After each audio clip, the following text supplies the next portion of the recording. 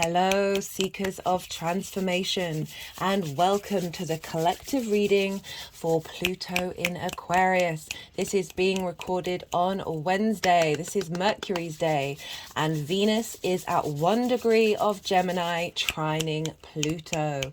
So we've got some, and this is also the hour of Venus. So we've got a lot of Venus energy feeding into this reading right now, helping us understand and appreciate the messages that are coming through. This video, as I said, is a collective reading for Pluto in Aquarius. But this is going to be focusing on the time frame in which Saturn is in Pisces. Why am I doing that? Well, Saturn traditionally is the ruler of Aquarius. So what goes on with the ruler affects the signs that it rules. So Saturn is in Pisces. And so that energy is going to feed into Pluto's journey for the first couple of years. Even when it dips back into Capricorn, which it will do when is it? It's in June, the 11th of June, it'll dip back into Capricorn, and then we'll return back into Aquarius at the beginning of 2024, before then making another dip back into Capricorn. And finally, its final ingress into Aquarius will be on the 19th of November, and it will stay there until 2043. So this is a 20-year transit. But going back to Saturn, so Saturn rules both Capricorn and Aquarius. So regardless of whether Pluto is in Aquarius or Capricorn, what's going on with Saturn is going to have an impact on the journey. I've done a Saturn in Pisces series. I really recommend you check it out, where I break into more details about what's going on with Saturn and what's going on with Jupiter, because Jupiter rules Pisces. So we've got a very different flavor to what's been going on in the last, however many years that Saturn's been going through its own signs. And it's really important to understand that, because it's very different to previous cycles that we've had. I recommend you check it out. I break down more of the themes, and it will help you understand what's going on with Pluto for you collectively and individually. I work with the tropical zodiac. This means this is based on the solstices and equinoxes, rather than where the constellations are in the sky presently. I also work with Hellenistic principles. This is based off of a couple of thousand years from the Greco-Roman period of astrological principles. What does that mean? So that kind of means that I don't use the modern rulership of Pluto in Scorpio, Uranus in Aquarius, or Neptune in Pisces. I also don't apply, when I'm doing the all 12 signs readings, Aries to the first house, and then all the subsequent signs in all the other houses. I like to focus in the tarot on the inner work. The more that we do the inner work, that more that changes our vibrational frequency, the more that ripples out into the world around us, and the stronger our foundations and understanding of our authentic self are, the more that energy ripples out into the collective. The less we repress, the more cycles we break, the more that shifts and changes on a global level. Because right now it's pretty crazy out there, guys. I'm not gonna lie. It's not that I avoid it by not talking about sort of more what's going on in the big world. I just like to focus on the inner journey. All I will say is question everything. Question, not only questioning yourself, that's part of the inner work. Question everything that you hear. Question the narratives of all the information that comes towards you. Even if you feel like you trust that information, question it, sit with it, try and work with it and understand it. Seek out alternative media, but question that as well, because everyone's got an agenda. Everyone, even me, we all do. It's just part of being a human being. And the more that we get more in line with our autonomous ability to make decisions and think for ourselves, the less we are involved in fear and comfort of habits that keep us stuck. I just want to say thank you to everybody watching. I appreciate you being here with me and spending your time, as well as the energy transfer. It means a lot to me. The reason why I do this channel is to pay it forward, Astrology changed my life. Divination, my energies got activated. It's nearly 2 years now, as in the channeling through my body very intensely, 2 years. And essentially my life got turned completely upside down. And I was able to find meaning and understanding of that through astrology, not only of myself, the people around me, but also the world.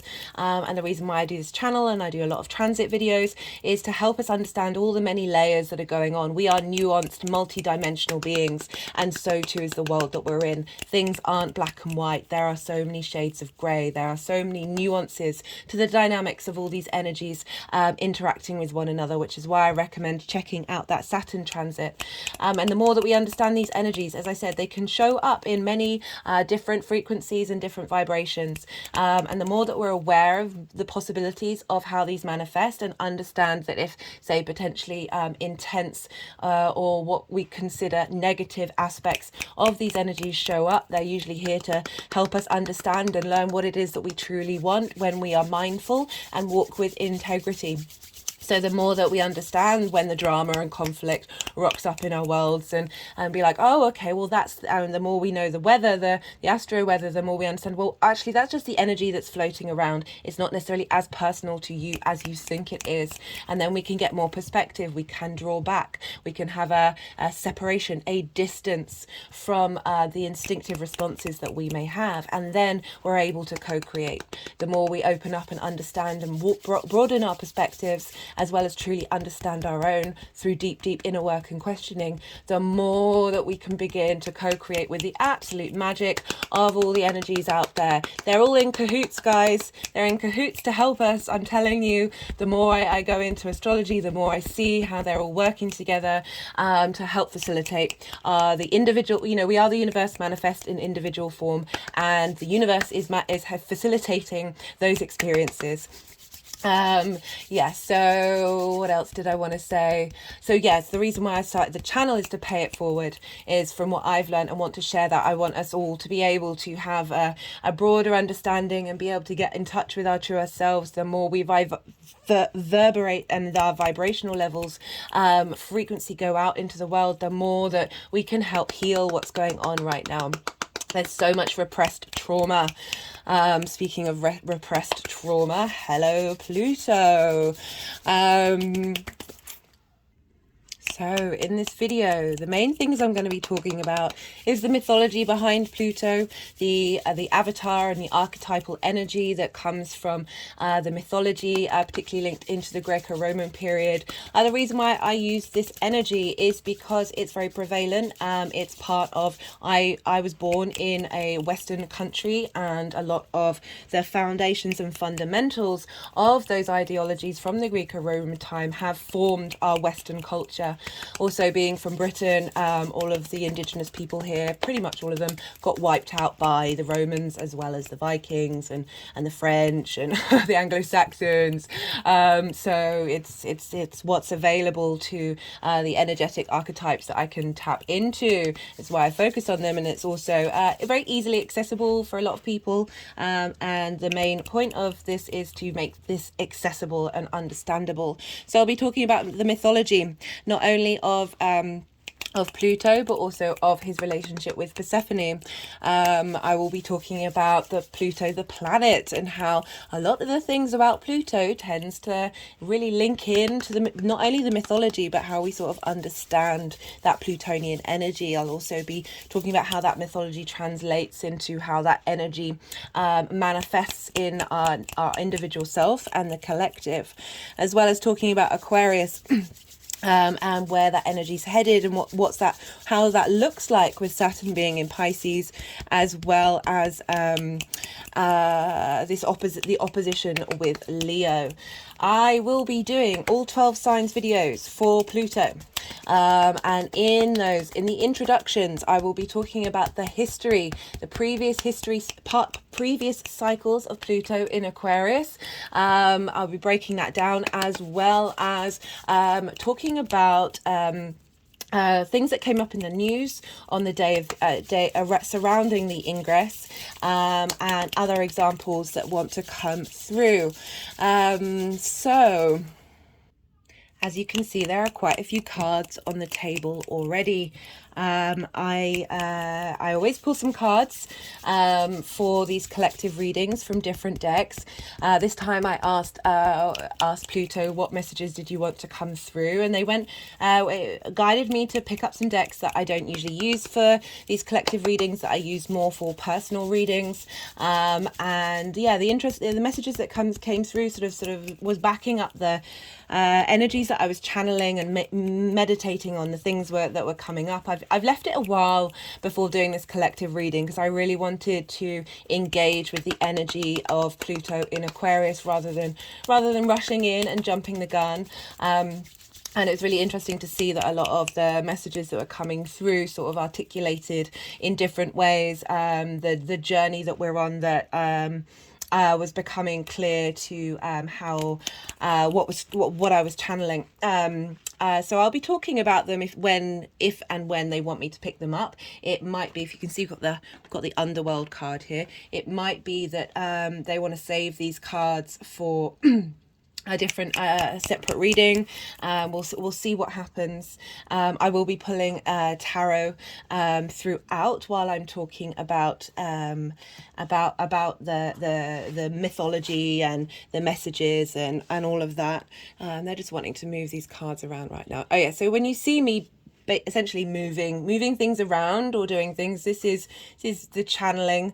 This isn't of my conscious thought. This is the part of the channeling that I do. I will be putting all the decks in the description box if any of them take your fancy. So let's talk about the mythology of Pluto. So Pluto, the god of the underworld. He was the son of Saturn, or Kronos in Greek, and Pluto's name was Hades in Greek, and he was the first son. But Kronos, or Saturn, ate all his children. And it's got the Page of Swords. New ideas coming in, new possibilities of thought, but being aware of the past. I will try and read the tarot at the same time as going through the mythology. So he was the first son, but he was the last one to be released from the body of Kronos, or Saturn. And so Zeus was the last son to be born, and he helped release all the brothers and sisters that he had from Saturn. And this interested me because Pluto's linked into regeneration and transformation, the cycles of life, death, and rebirth. So the fact that he was the first, that sort of chaos, void, death energy, that destruction energy, but then he was the last. So that void energy can represent the possibilities of anything happening, and that pure creation energy. We live in. I don't like to focus on love and light, and that being the only energy in the universe. We have that darkness. We have everything in between. So as I said, the first sun out, and then the last one. The first sun born, the last one out. And both Jupiter and Neptune pulled lots to work out which areas of the world were they going to rule. And so by fate, Pluto became the god of the underworld. This wasn't necessarily a job that he wanted to take on.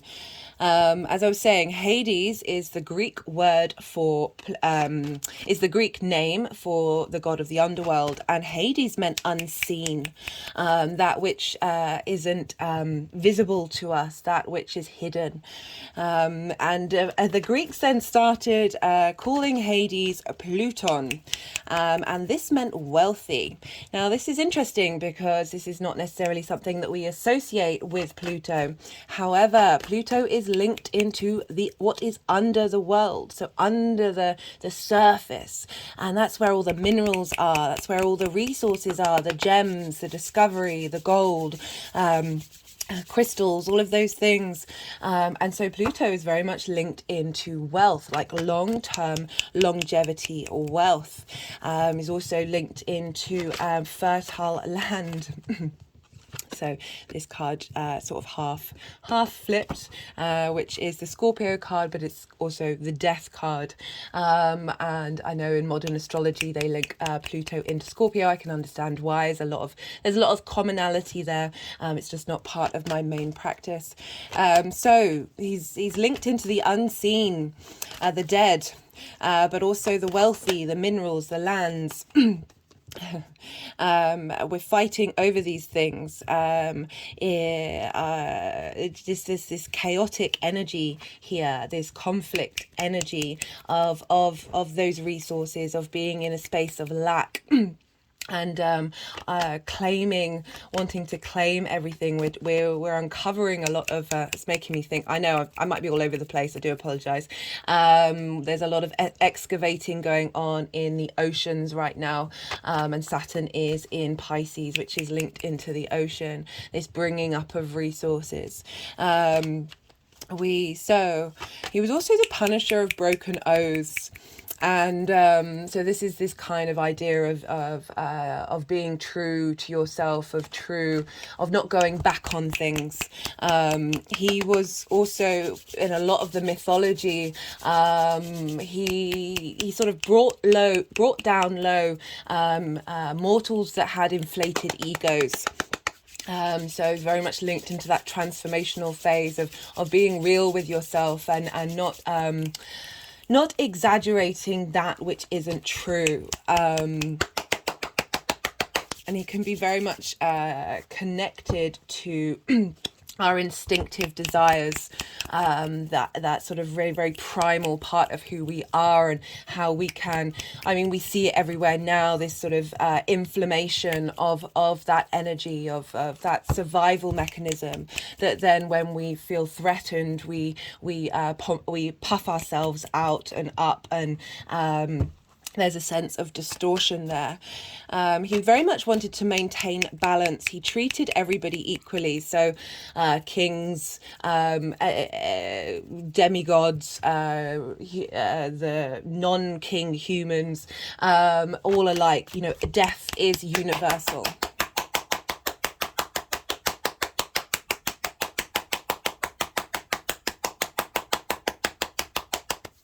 It takes us all. He was described as cold and stern. There are very few descriptions of Pluto. This is because human beings are a bit scared of dying. They didn't really want to invoke his energy, and so tried not to. There were no statues of Pluto. There were no images. There was this sense of, there's a lot of fear linked around death, and therefore linked into the energy that is the guardian of it. And that is something I'll be talking about later, about us needing to move away from that fear space. So he's very cold and stern, very detached. So he was fixated on souls not returning to their old life. He really didn't like it when people wanted to come down into the underworld in order to bring back someone who had died, who's very cherished to them. He didn't like the idea of people cheating death. Got the Emperor card, this sense of a domination that can be linked into the Emperor as a sort of lower frequency. That's the sort of energy that we're all a bit nervous of, that's happening, that's going to happen with this shift into Aquarius. But the Emperor is about knowing your own sovereignty, knowing yourself fully. And the Emperor's actions aren't just linked into themselves, it's linked into, this is the King of Kings, of doing the right thing for everybody. My hand's just gone over my heart chakra. That Pluto knows itself. That energy is very sure of what it's doing. I'm just thinking of that transformation, of that chaos energy, of the Five of Wands, with this journey with Pluto, of really getting in touch with our own inner sovereignty and understanding of the lay of the land and how things work. So So as I was saying, like, he really took issue at people trying to cheat death. There was a demigod who was a renowned healer and was able to bring people back from the dead, and sort of Pluto sort of struck him down. It's this idea of when we go through that transformational phase, when we have the dark night of the soul, when we that death process of letting go, we're never going to get that back. We're never going to be in that space again, and that can be a very difficult process, which is why we struggle with death in the physical form. But this is very much about the transformation for us internally, and how we the concepts that we have, and on an individual and collective level. So there's this idea of not being able to go back, of appreciating the fact that we are constantly in motion.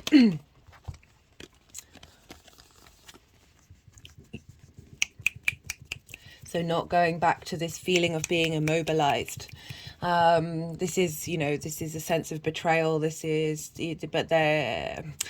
card I always link into karma as well, because all the swords are along the spine, and we have so much karmic energy stuck in our spine. But this process of of not going back, in terms of accepting the past, however that comes up. We've all been through this feeling of being unable to take action, of that betrayal, that mental death, that mental stagnation. This is swords, which is the mind, and we are dealing with Pluto in an air sign, which is the mind, which is the sword suit.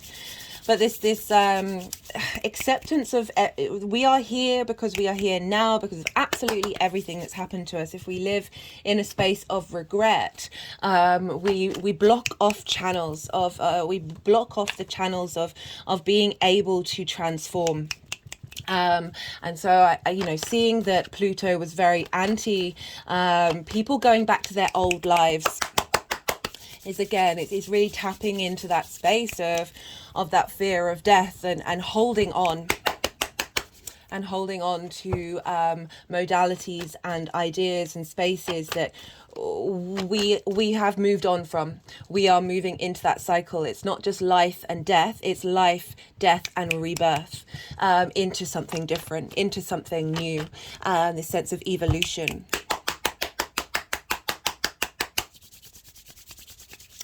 So that's the sort of main energy of Pluto, this very there's a certainty with Pluto. In his modalities, he didn't leave the underworld very often. He was very dedicated to the role that he had. I just saw the Four of Pentacles there, of power and structure. And it's also that holding on energy that the Four of Pentacles can mean, and when it's unintegrated, of just wanting to grip on to life without realizing that without death we do not have life. Remember, he was the first sun. There's this bringer of energy into the world, as well as that which takes away. We have a very distorted view around transformation, a very distorted view around death. So the other part of his mythology was one that you're probably all very familiar with, was the abduction of Persephone. Now, Persephone was the daughter of Demeter, which was one of the biggest energetic connections to the fertility of Mother Earth. That energy pops up all around the world. And so this is Ceres. If you look, the asteroid Ceres is the Roman name for Demeter. She was a fertility goddess. She was linked into the harvest, and she had a daughter, Persephone. And essentially Pluto was a bit lonely, and wanted a partner, wanted a queen. So asked Zeus, who is there, Zeus, the king of the gods, who do you want me to be with? And Zeus said Persephone. But Zeus was like, don't tell Demetra, don't tell. Sorry if I'm interchanging the names. It's just the mythology. Most of the mythology comes from the Greek time that's then transplanted into the Roman energy, and oh, and he said, don't tell her mother, because she won't be happy about it. So Pluto does as he's told. And there's the the well-known story of Pluto abducting Persephone, and Persephone really not being very happy about it. The main part of the mythology is she's screaming and kicking and Queen of Pentacles. Very much Ceres, Demetra energy of the feminine side of the of the physical world, of the harvest. There's a sense of abundance there, but with earth energy they can hold on.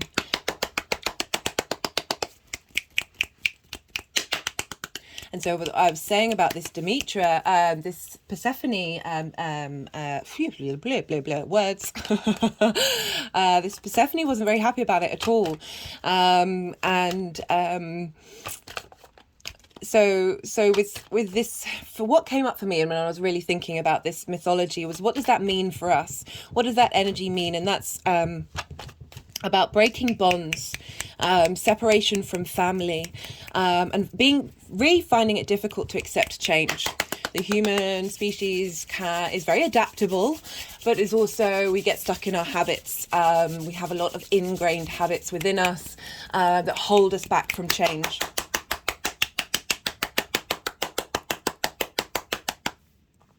And so this was kind of representing that energy of moving away from your parents, moving away from your family, and being taken into a different space in the human changing as we get older. And like the difficulty of moving from that childhood space to moving into the adult world can be painful. Some of us can be dragged kicking and screaming into that space of learning to be the adult to ourselves. And it also brings up a lot of things about consent, and whether we don't consent to death. We are so resistant from it. We want to hold on to life. Understandably, life is amazing. Life truly is amazing, and we can get very rooted in this current 3D incarnation that we're in. And be very difficult to that change of going into the unknown space.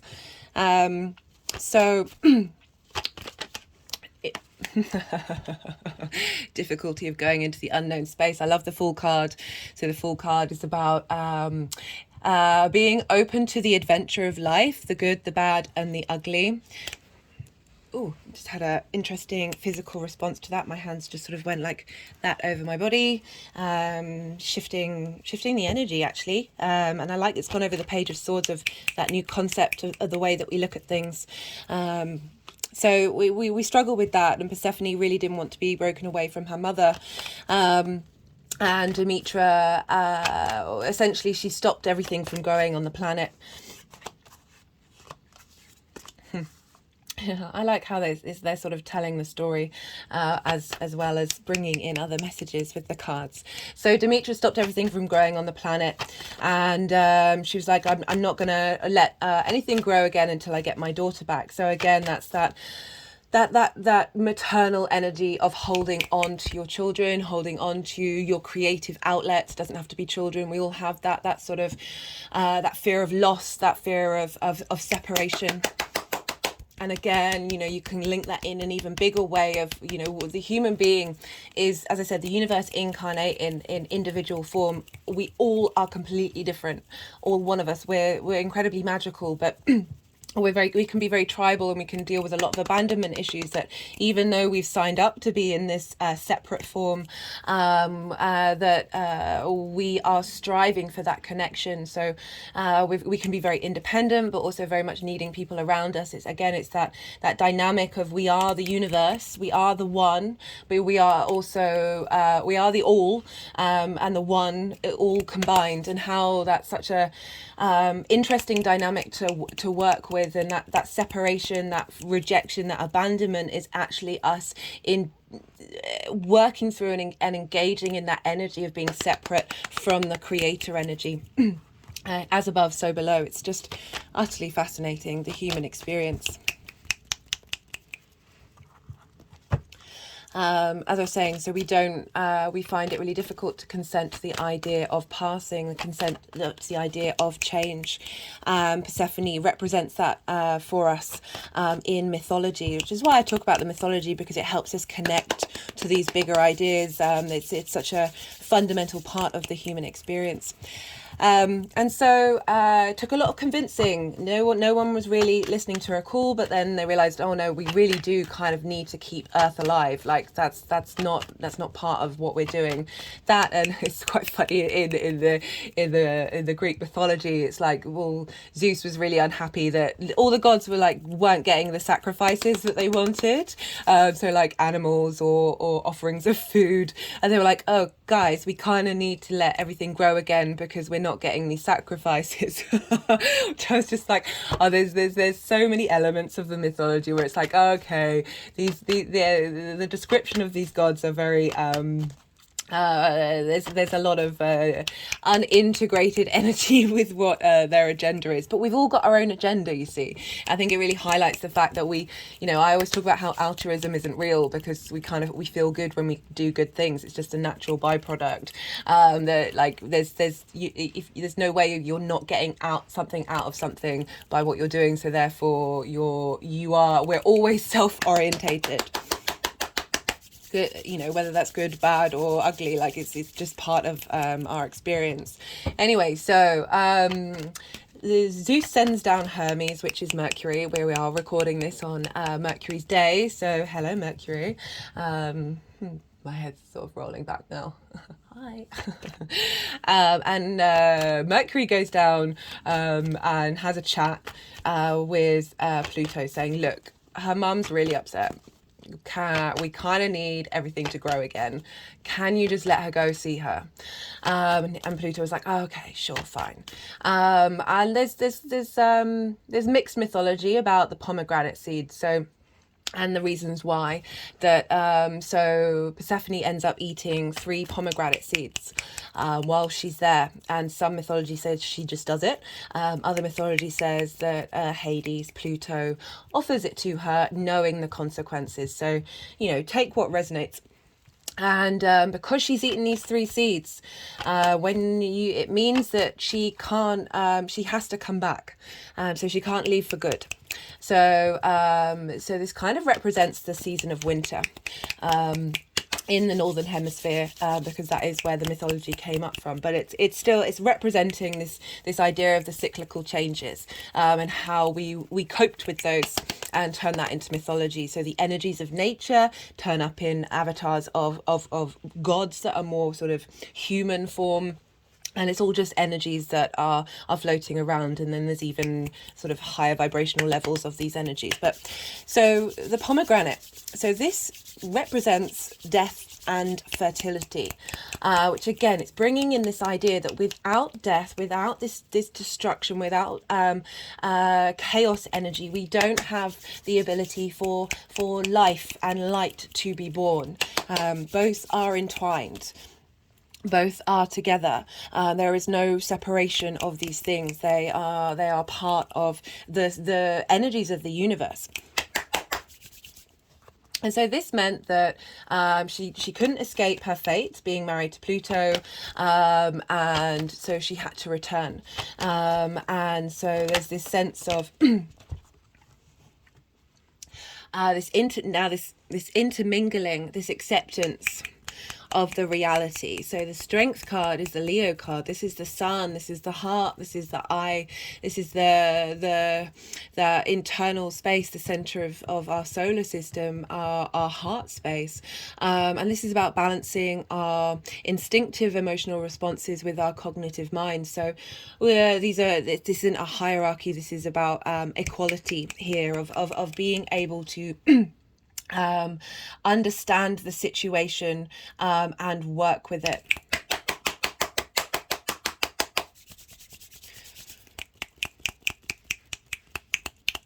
And because Persephone was now able to, so she returns back to her mother, and then everything starts growing again. And this happens every year in the mythology, that because Persephone can move between life and death, this brings about a sense of harmony. This brings about this ease, this flow of transformation. This continual cycle that we get with Pluto of transformation. It's a never-ending journey, but being more at peace with it. So bringing those two elements into balance, and stepping outside of the fear. With the Strength card, it's very much about helping override that instinctive survival mechanisms of fear, and the higher mind perspective, the sort of higher self energy of this is part of the cycle. Whether you sign up for it or not, it's certainly my understanding and belief for myself on a personal level that we have had many incarnations. We've been not only in sort of before this particular physical 3D form, but we are constantly in a state of transformation. We are constantly evolving, we are constantly growing, and it's part of that process and understanding of this bigger perspective of the evolution of the universe. That it's not all just about the individual, although the individual plays such a key part, but you have been absolutely every variation of existence that could possibly be. Time is everything all at once. We're in the present, past and future all in this moment, and so we are able to access all those different versions of ourselves and have more compassion and understanding for what's happening, and how people are and how we are. Again, that sovereignty of the emperor. There's wisdom. In this deck, he is depicted as an older man, and therefore that understanding of the cycles, the understanding of the fact that we've been here before and will be here again. And that's all I'm talking all about all this sort of this understanding of how we change our understanding of death and how we move through that. Oh, I missed out a point. So when Persephone was abducted, the way that this happened is Pluto planted a narcissus flower in the ground, which was incredibly beautiful. It's after the mythology of Narcissus, who was a very, very beautiful mortal who stared at himself in a pool of water and became transfixed by the beauty, and then turned into the narcissus flower. So this is kind of representing the inflated ego, this idea of fixating on self in a way that isn't healthy. This fixating on the individual form that we're in, and that we've got to keep this. This is it, and we're going to hold on to this. We're not distracted by anything else. We're not connected to anything else. That Persephone being abducted from this flower is kind of representing the fact that when she's picking this flower, she's unaware of that transition phase, that's then she's kicking and screaming. So the more that we are aware of something, the less that we are focused on our own internal inflated ego. I've got nothing wrong with the ego. It's part of how we're able to exist. It helps us understand reality, but for lots of trauma reasons, our ego gets shifted and changed, and we prioritize things and that might be a little more out of flow, this sort of chaos energy, that it made her unaware of the reality of change. And I found that really interesting, that that flower and the meaning behind that flower is representative of our difficulty of being able to move on. You know, Narcissus was transfixed. He was fixed in a space and not be able to see the beauty outside of himself.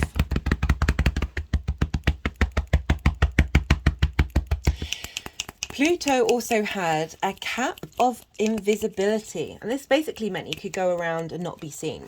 And again, I've found this very interesting because Hades, the word, is linked to the unseen. Is a lot of what Pluto's energy is, because it's so far out in the solar system, is very it's a subtle energy.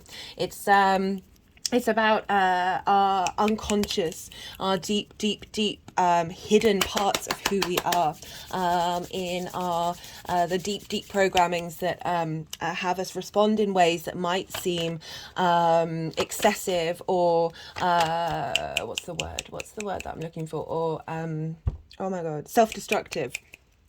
You know, the destruction in ways that don't necessarily feel like they're serving us at the time, and staying in that destruction phase rather than the rebirth.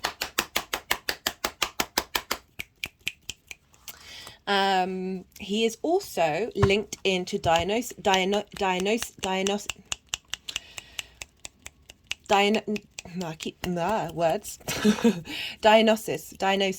I know I'm getting that wrong. I was able to say it earlier. I do struggle with words sometimes. And Dionysus, that's it, Dionysus, was linked into indestructible life and was called the Liberator. We're very much linked into reverie, ecstatic spirituality, linked into wine, and it really represented the hedonistic element of life, the indestructible part of us, the thing that moves us and drives us, that very that passion that we can have, that's can be very overwhelming, and in a lot of the text, these two energies are very much linked together. And again, that bringing of that death, that change, that is indestructible. Death is indestructible, as well as life, and how these energies are both very much linked into one another, which I thought was fascinating. So that's kind of all of the mythology that I thought was relevant for this particular transit. You know, we're dealing with a lot of strength here, a lot of power, of the cycles of time. Pluto very much breaking bonds, breaking cycles, that linking into the life, death, and rebirth. Now, I just want to talk a bit about some of the sort of key words linked into Pluto, and how that sort of shows up in our lives, how this mythology shows up in our lives. And power is such a key word. About the emperor, you know, it can be integrated and unintegrated. Power can take us over. Power can make us very dogmatic. Power can make us do things that are that trample over the ideas and wishes of other people. It's about control. We are seeing it everywhere right now, of the fear of relinquishing power that the outside worlds, the hierarchies seem to have, that they are trying to take the autonomous control away from the individual.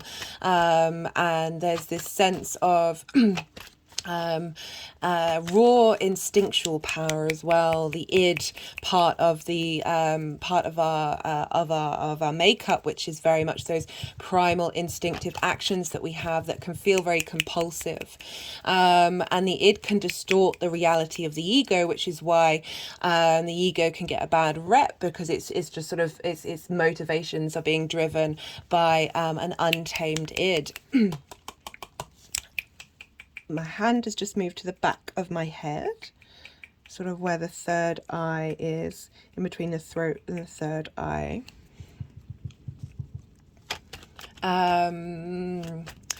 So Pluto brings power and takes power away. As it can be, you know, again, it's the bringer of strength, of intensity, but it also can, and your own understanding of reality. The more that we understand reality and face the cycle of life, death and rebirth, the more we are in our own power, the more that we are able to make autonomous decisions rather than these conflicting decisions that we have. This you know, always for me, this is kind of playful, but it's like our ideas and understandings, those instincts that we have. It's fire. I sort of get tangled up and get it's just that energy is just not really going anywhere, can then immobilize us with that Ten of Swords.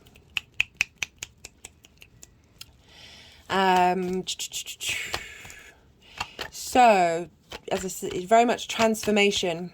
There's a slowness. You know, it's long transits. It's a very subtle energy. It's right out of the edge of the solar system, so it's more linked into us collectively. But it's also very prominent and very powerful in your personal charts. I think it's both of these things. It's both individual and very much affected by the collective transformation at the same time. It can amplify energy. It can make things big. It can make something powerful that you need to work on that might not actually you might not actually want to have domination over you, of control over you. It's about the shadows, it's the unseen, those hidden parts of who we are.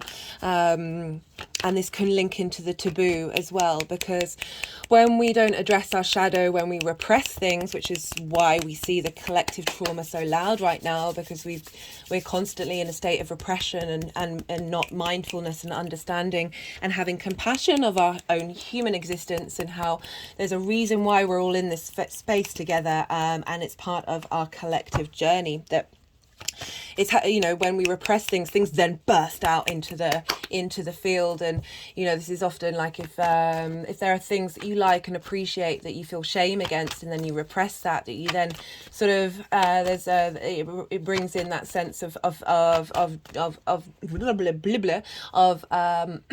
taking action in a way that doesn't necessarily serve you. Like, even though Pluto just was doing what Jupiter wanted, had suggested, there's still that action of taking something or doing something, an action that feels very disruptive to the energies. And that boundary of consent, I mean, you see it a lot. You know, the Catholic Church is a perfect example of that. And when Pluto was in Sagittarius, which is very much linked into the sort of preacher mentality, a lot of stuff came up about the Catholic Church, the sort of the revealing. So not only does Pluto link to things in the shadow, but as I said, there's a sense of revelation. There's a sense of revealing, of pulling back the curtain, and being like, no, this is the situation, this is the reality, death is here. And however death, that thing that we're not looking at, and how that manifests in different areas of our society and different signs that it's moving through, crops up with Pluto's transits. Can be, you know, very brutal, very obsessive. This desire to consume is very magnetic. Again, tapping into the sort of primordial evolutionary journey that we're all in, but it can come about in that sort of that shadow tendency. And the more that we're aware of these things that can come up, the more that we can sit with that energy and realize, okay, well, what is that trying to tell me? What is that unintegrated part of me, or part of the society that we're around, or part of the people that you're around? What's going on there? What's hidden underneath the layers of this outward experience?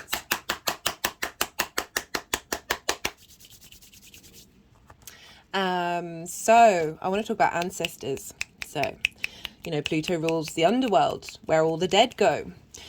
So this is very much linked into the energies of the ancestors. I see Pluto, and where whatever sign it's in is our ability to talk to them and interact with them. And Pluto, the planet, takes 248 years of orbit, and this is roughly 7 generations. Now, you know, in the Bible, there's this idea of generational curses and how we hold on to the habits of our ancestors. I mean, they use the word sin, but it's essentially habits, isn't it? These programmings that are not only linked into our own personal experience. I talk a lot in this channel about how between the ages 0 to 7, we're running around in unconscious mode. We're basically being able to we're hypnotized. Not only that, but we're taking everything very personally, and we're in this hypnotic state, and everything that's happening around us has an impact on those deep core programmings that we have within us.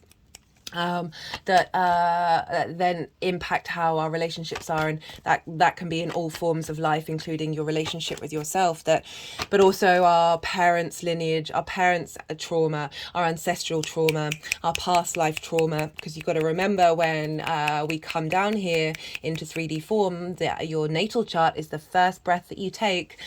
So this is like the first trauma, the first blueprint, and so often in charts you'll see that blueprint be reflected in things that have happened, and that's coming from our past lives.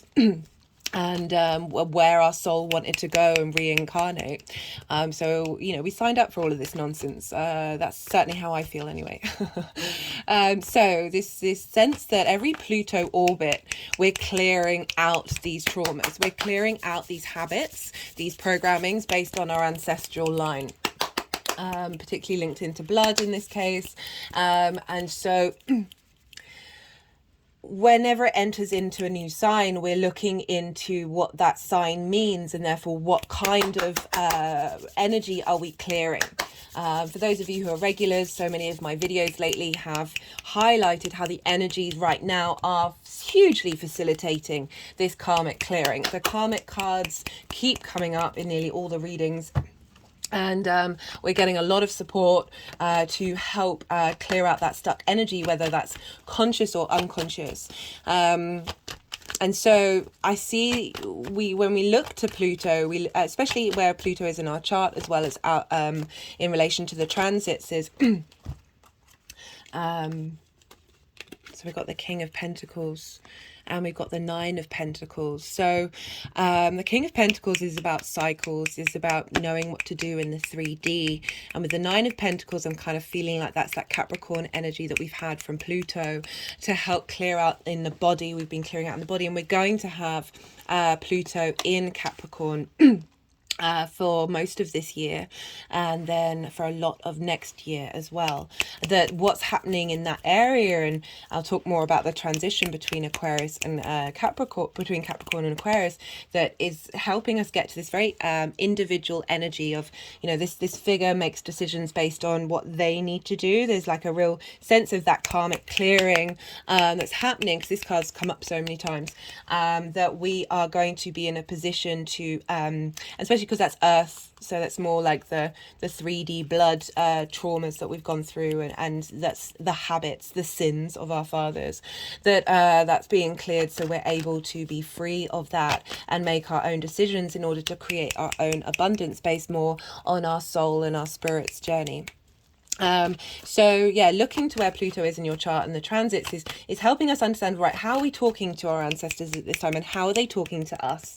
So my hand's now just tapping on the third eye chakra, and how it makes me think about fear and death, and how that's pretty universal, and that's going to manifest in so many different ways. So all of our fears are essentially linked into our fear of death, and how working with that and understanding it, and getting a bit of practice, and being at peace with that process. You know, and a lot of plant medicine that's really helped with people release that fear of death, and then they open up, their body is freer, their energetic field is freer, rather than this desire to hold on to things. And so this is a time for how are we connecting to our ancestors? What are we digging up and revealing as well? So again, you know, Pluto's linked into under the earth, and things, you know, things coming to the surface, minerals, crystals, gold, all of those things, all of those richness, the resources of earth. You know, it doesn't just have to apply to the 3D, but in terms of the energy, what's being dug up, what's being revealed, what's being shown to be what is here to help us transform. And there's also this sense of we've got this, because there was a not a very happy transition for Persephone and Pluto, that there's this sense of sexual taboo. There's this sense of domineering, there's this sense of energies that are very primal and passionate, that are tapping into perhaps a lot of the interactions that our species had in order to procreate. And so this is just being recreated in myth. And so very much linking into helping transform that energy. And now it's in an air sign of how we look at it and how we think about it, and engaging more in a more tantric way of being observant of being mindful, being putting meaning and weight into all the actions that we do, that all of that is a sort of a connection to spirit. So let's talk about Pluto the planet. As I said, 248-year orbit, so it's been 248 years. That was the King of Cups. Let's see if that wants to come out again. 248 years since Pluto's been in Aquarius. Now, since we've had Pluto in since it moved into the sign of Virgo up until the sign of Capricorn, Pluto's time in those signs was between 11 and 15 years. So a very, very quick turnaround. It's now going to be 20 years in an Aquarius, and I think it gets up to 31 years in Taurus. So between Aquarius and Leo, there's a bigger chunk of time. This means that us here right now, we have gone through so many movements of Pluto, and so many of us are going to have either Pluto oppositions, those of you who have Pluto in Leo, or we're going to have Pluto trines with Pluto in Libra, Pluto squares with Pluto in Scorpio, and a sextile with Pluto in Sagittarius. So there are so many of us who we are going to be impacted of not only this constant change, this very quick turnover pretty much every decade of Pluto moving through a different sign, that we're now going to have a longer period of time of adjustment, and we're dealing with interactions on a very personal level between Pluto right now and the Plutos in our chart. So for example, if someone later on has Pluto in Aries, it will then for a good chunk of life not then get that Pluto square. So Pluto in Leo, Pluto in Virgo, Pluto in Libra, and now Pluto in Scorpio. So from now, so Leo, Virgo, Libra, they've all had their Pluto squares. Pluto squares are quite important times, a lot of change for deep transformation. Squares are an aspect of Mars. It can bring, it's huge manifestation energy, very powerful energy in the 3D realm, as well as bringing up conflict and drama. And now the Pluto in Scorpio generation will be going through the same thing. So it's going to take we're all in this crucible of being transformed, both individually and collectively, with this Pluto energy that doesn't happen all the time. Like this is quite a potent energy, and now we've got 20 years of integration. So, New Horizons was a probe that got sent out by NASA to go and check out Pluto, because we didn't have any very good data on Pluto. And very interestingly, on the 14th of July 2015, this is when New Horizons was there by Pluto, and we got loads of images. And on that day, Mars was opposite Pluto. So Pluto was in Capricorn, and it was midway in the Capricorn period. I always find with the midway point, this is a lot of energy comes through. It's not very powerful. It's between the beginning and the end of the journey. And Mars was in Cancer. And so I just thought that was a really beautiful thing, this opposition of bringing through actions that we're taking, and Pluto is also retrograde, of revisiting how we look and connect on an emotional level as well, to Pluto. And also Cancer is very much linked into the home. So the actions that we took, we were able to see what the home of Pluto looks like. Love that. Also Mercury was very close in that conjunction as well. I said the King of Cups. Let's see if that one wants to come up again. And the Star card wanted to come out. So deep emotional healing. The Star card is also the Aquarian card, which I like why it's gone over the Fool. Oh, that reminds me. One of the mythologies of Pluto was about, I can't remember the person's name, but essentially their lover had died, and this person played the most beautiful music of everybody. And he came down to chat to Pluto, and Persephone was like, and played the music, and essentially Hades or Pluto started crying and was very emotionally connected, and was saying they were saying like, remember how you felt, how would you feel if you didn't have Persephone? And they let that person leave. So that was like the one time that Pluto did that through music, particularly very important because we're dealing with Aquarius, which is frequencies. And also I forgot to mention how like Persephone basically made Pluto a lot softer. So there's that sense of love and understanding and union. And it doesn't have to be union with somebody else, it's union with yourself. My hand is now tapping on my heart chakra. Yeah, so I just thought that was really lovely. So that's why I talked about it, because of the King of Cups, and I'll get to it even more with Pluto. When I talk about the planet, I just love how it all interlinks. Yeah, so that was the next thing I was going to say, because we discovered through those pictures from New Horizon that Pluto's got a heart on it. Pluto's got a heart. Pluto has a heart. It's not all cold and stern. There's a heart under there. And this is an ocean shaped like a heart, and it's frozen.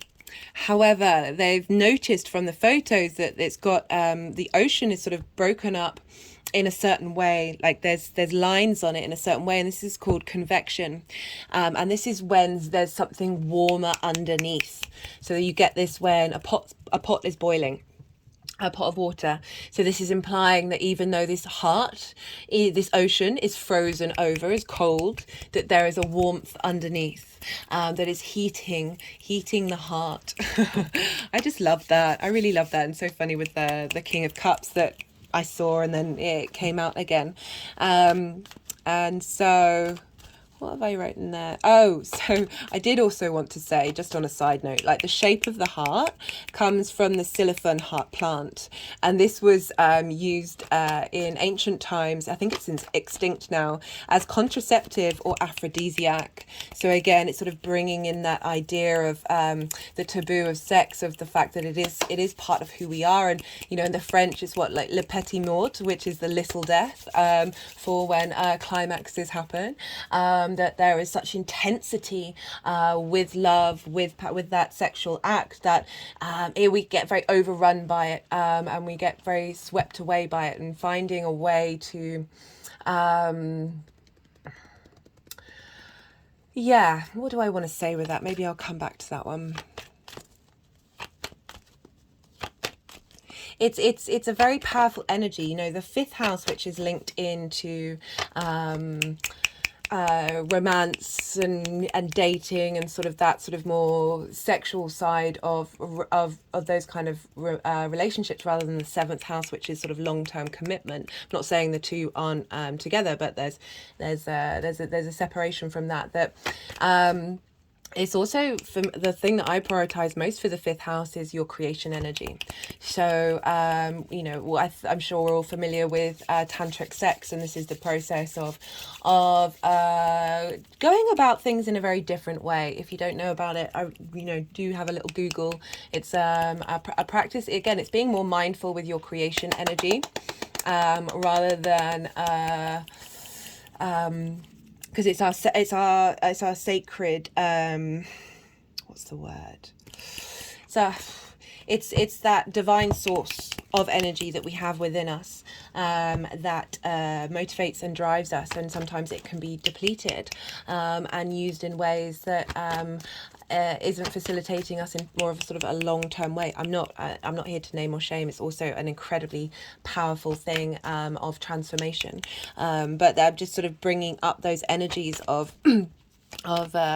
just why am I talking about this? Oh, the sort of the more taboo, and more very powerful energy that Pluto can have, of very magnetic, intense interactions in that way. I mean, that's just one particular form of it. You know, Pluto also helps us dive deep, be more of the investigator, and looking at things that we might have shied away from before, and revealing them outward. That's certainly with Pluto Mercury transits. What other things? So that lake is made up of nitrogen, and nitrogen is used for fertilizer. So again, that's going back right to the beginning of how Pluto's associated with fertile land, and also the cycles of life, death, and rebirth we get every year with nature. And that all composts and provides fertility for the new growth. Without the death, we don't get the new. And I found that quite funny, that lake, that heart, is made up of a element that is primarily used in fertilizer. It's also used in superglue, which I thought was funny about that control element of sticking to something. There's a loyalty to Pluto, even if it came about off, you know, as I said, you know, Jupiter told him to do it, but I don't want to get too caught up in that energy, and find more the higher vibrationals of that, of where that can go, of being very loyal to your relationships or your life, the things that you do, but from a very balanced and mindful way of looking at reality. I always say be real, be compassionate, and also be like open to that fantasy abundance space. Like when we combine these three things together, we can really heal and be able to create our abundance around us from a very strong foundations. It's also used in cryotherapy, which made me chuckle, because there are some so Bill Gates's chart, he has Jupiter conjunct Pluto, so very much highlighting the fact that wealth can be linked into Pluto, but he also, those energies sextile Neptune, and he doesn't want to die. He's putting a lot of money into figuring out how he can live forever. So I just found that funny, this holding on to something, the way this can come about. And when I heard that, I was like, oh, that energy just feels very, you're just not open to the realities of the universe, and that everything changes. Like, it just seems a bit, it's holding, it's clutching, it's obsessive. And so I found it funny that cryotherapy also uses nitrogen, and nitrogen is also in our DNA and our RNA. So this sense of where our DNA is constantly in a state of fertilization, like there's this shift and change and growth. And with the second Aries new moon that's happening on the 20th of April, I very much got the channeled message of cosmic DNA boost that we're getting. We use so little of our DNA. There's lots of strands that aren't there, that aren't activated yet, which I will talk about later on. So that's kind of like what's going on with the Pluto the planet. And I just found that really interesting, that there are things about it that link into some of the other energy of the mythology. and also the fact that it kind of got demoted.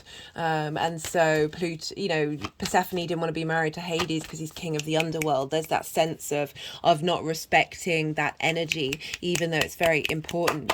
Just because Pluto is not a planet, well, just because certain people don't deem Pluto a planet doesn't mean it doesn't have as much impact as it does, because it really, really does. And I'm a big fan of asteroids as well, and you know, they're not planets, but they really show up very prominently in people's charts. Like it's pretty mind-boggling.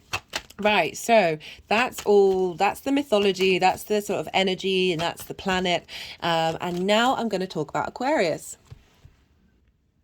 So Aquarius, this is the final air sign.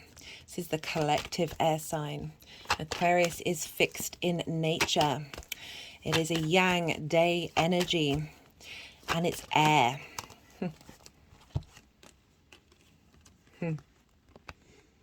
Okay. Three of Cups, Knight of Swords. What does this mean? Communion of ideas coming through, being able to defend your ideas, being like the speed in which these ideas are coming through. A collective energy of being in communion, being in harmony with all the different ideas and concepts that you may have. Defending universal truths. Being able to move with speed with that transition of ideas, of change, of frequencies, and being able to how they are potentially going to be bringing out a sense of harmony and cohesion and balance. You know, there's Three of Cups there. There's a sense of celebration and appreciation. And as well as that harmony energy of just being in that energy of abundance emotionally, and how that impacts our thoughts and what we prioritize and what it is that we defend, and what's really important to us, of connecting to that on an emotional level. But back to Aquarius. So it's a collective of universal truths. So it's a air sign, so it's linked into the mind, it's linked into thoughts, it's linked into sort of big mental concepts that we have that link us all together. It's also ruled by Saturn, and it's there's this sense of So with Saturn, there's a sense of integrity, and it can also be limiting and boundaries. But Aquarius is kind of outside of the collective, right? So Capricorn there's lots of different vibrational frequencies to Capricorn, but a lot of them, you know, people often talk about the hierarchical structures, the structures of 3D, the long-term legacies of civilization, and how Aquarius can sort of be the oddball, the black sheep, the one outside of that dynamic, but that is very understanding of that dynamic and is able to see what doesn't work. So Aquarius can be very much thinking about where we're headed, wanting us to be there now. Wanting the collective to be on the same page about, there's a sense of equality. Can be very idealistic, and as I said, very future orientated, as in what's working right now what's going on right now isn't working, and how do we get there? Why aren't we there now? But there's also that need for structure as well in the future. There's a getting the lay of the land right now. We're getting the lay of the land. This is long-term manifestation, but there's a restlessness here of looking to the future, having the whole world in your hand, and wanting to go out on that journey, but you're not there yet. We're still getting the lay of the land. We're right at the beginning of this Pluto transit, and as I said, it's going to go back into Capricorn. So we're still moving through this space and getting to understand what it is that we've been through, and how to change that energy. So where was I? What was I talking about? Oh, there's a sense of, Aquarius also wants structure and routines. Like Saturn rules systems. It's about how do we change the system in order to create another system. But as I said, it's more focused on the idealistic and more bringing together all the peoples. If you look at the Aquarius symbol, it's two lines, sort of jagged lines on top of each other, but they're both exactly the same. They aren't out of balance. They are equal, and Aquarian energy does want everybody to be in that space of equality.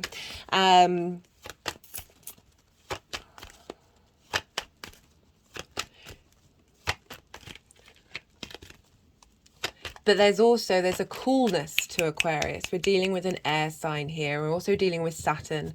Again, so Saturn's linked into time, karmic cycles, of wanting to break those cycles. But, in order to understand those cycles, you've got to have a bit more of a detached perspective. So Aquarian energy can have that sense of detachment and wanting to advance everybody. But it's kind of... Don't want to leap too much into Leo yet, but there's that the sun in Aquarius is in its detriment the sun in Aquarius is in its detriment, and this is because Aquarius is opposite the sun that's in Leo. So Leo rules the sun.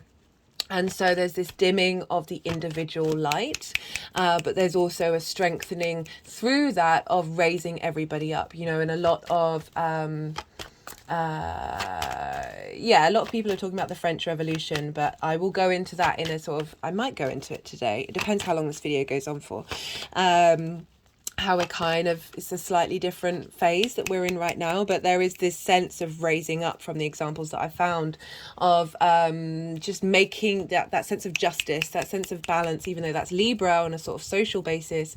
This is like collectively as a whole, like not just our society around us and in the environment that you're in, but as us on a global level, because we are dealing with that eclectic energy.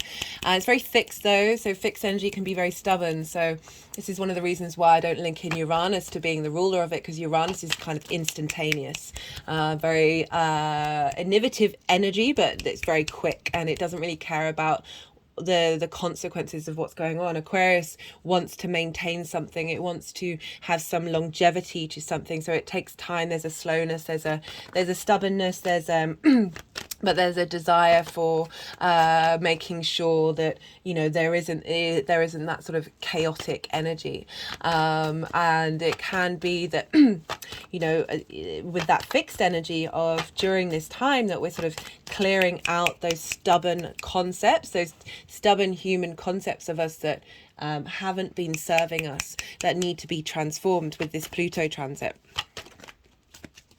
It's the water bearer. So it's not a water sign, but it does carry water. We often link that into clouds. Air moves clouds around, and clouds are full of water that then bring rain into the earth. So it's helping us transform the ideas, the big conscious, collective ideas that we have, that are stuck in our unconscious. And often a link into why we do things collectively, why sometimes we get that herd mentality, and helping us see the truth in things. As I said, it is more about this sort of universal truths, the big ideas. The Plato, the philosopher, had Aquarius, Pluto in Aquarius, and a lot of his concepts and that he came up with, there was a simplicity in what they were, but there was this sort of universal truth and understanding. The Platonic solids, a lot of geometry.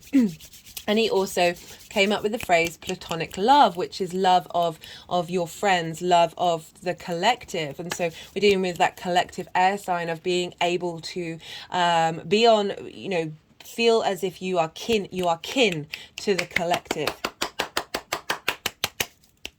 But going back to the water bearer, so as much as Aquarius might want to be detached, there's no avoiding the fact that emotions come in, which is why I quite like. We've got the Three of Cups, which is a water sign, which is the water suit. That we're dealing here with very deeply entrenched emotional responses to universal ideas. Like what is it that really matters to us long term? Like this is where we kind of sort of bring in the heart here, that's ruled by Leo. That we might get a bit too detached, and it's really asking us to always look to those things, as well as examine the big constructs and ideas that we have. How do we transform them? How do we bring them power? What do we need to let go of? What are we moving in that cycle? What riches are there for you on a personal level, of these ideas, of these interactions that you have in a collective way to the individual actions that you take?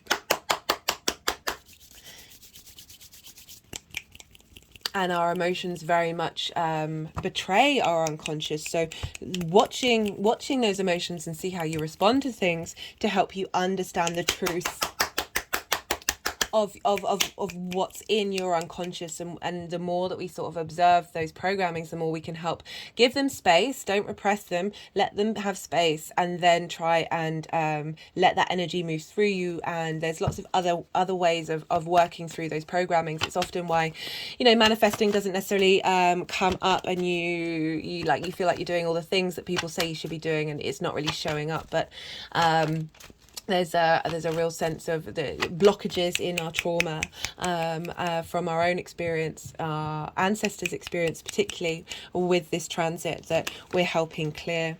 So blockages in able to manifest. So this is the Seven of Swords. This is feeling like you've had your resources taken away from you, that you're not in that space of abundance. But it's also about thinking differently. It's also, there's a playfulness here. There's a yellow background, so that's usually, it's not so the intensity. I don't have a card here really, of other cards that sort of highlight that this is fully negative. This is helping clear away those traumas, so you're left with the truth of who you are.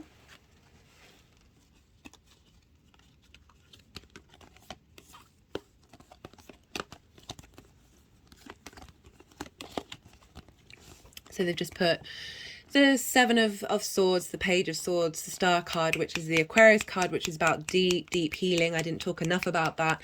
Very much linked into the 3D and the galactic energy. She is unclothed. She is as free of masks as possible. Again, that Aquarian energy of trying to be as true to yourself, of not really caring about what people think about you, and really just being able to be you. And sometimes that means that you might be a bit stubborn, but I mean, that's one energy. I've got an Aquarius moon and Jupiter in Aquarius, so I definitely know. I'm mostly fixed signs, so I'm aware of the stubborn energy that comes about with fixed, and the reason why I talk about it is because it is there, and it is a thing that we need to at least address and look at, and flip the energy. But it's about hopes and dreams as well, of looking to the future, of being able to see the ability to hope and dream and be able to move forward. So we've got the Fool card as well there, which is really, as I said, like that transition phase of being on a new journey, we're being rebooted.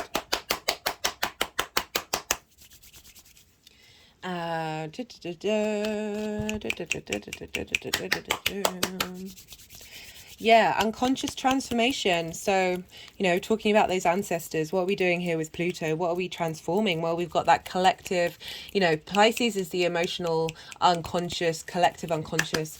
Aquarius is the mental conscious mind. It's also that unconscious space as well. Oh, just my head just went back and had an energetic release that we're sort of severing through, transmuting and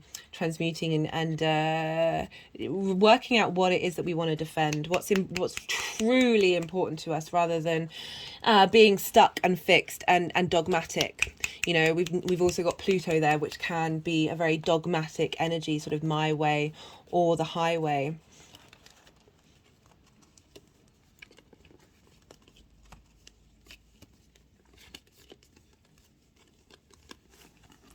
So they've just put that there with stars. So after we've we've got done the deep healing, we're in that process of doing the deep healing. Again, the things that we know, the concepts that we are holding on to now, having cleared out a lot of that trauma, are the ones that are giving us the space to be in that independent energy of creating our own abundance that not only facilitates us but our ancestors as well. So, frequencies. This is the main thing I really want to talk to you all about, is frequencies. So that's very much the Aquarian vibe. See, it's air, it's mental, it's the thing, music and frequencies. Where the whole universe is basically frequencies, and this is about, you know, that bringing in synchronization of those frequencies, a harmonization of those frequencies, transforming and regenerating and giving new life to our ability to connect. Just had an energetic release to those frequencies. So yeah, now let me go back to Capricorn. Or do I want to do that? Should I just keep in order? I just want to jump to what happened in Capricorn, the way I look at Capricorn, to make you sort of understand what I mean by frequencies. So, you know, listening to your favorite song, listening to frequencies that are a healing vibration, chanting, singing, downloads from the air, tapping into higher vibrational frequencies. We're tapping, so we're in yang day energy. This is about motion. This is moving forward. This is the future. Being able to, so I was talking about ancestors, right? So this is why I wanted to jump back to Capricorn, but I'm going to stick with the program. That we've been re-examining in Capricorn this the cycles of the earth, right? And now we're dealing with air, so we're dealing with higher mind perspective, the sort of galactic energy. The star card is the Aquarius card. That the ancestors that we're tapping into are from a different dimension.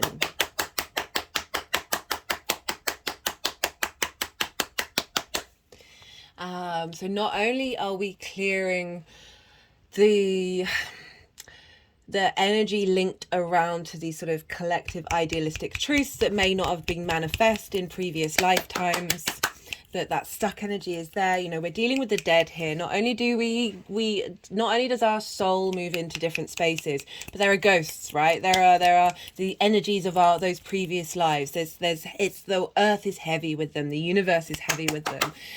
What we do with our individual self is not only helping the collective, as I said in the introduction, but you're clearing those lineages, you're clearing those lines, you're helping open those lines up, you're shifting the energy of that stuck energy that's in our energetic field from the past. And just got sort of an intense feeling around my heart chakra. It's quite interesting. Energetic release.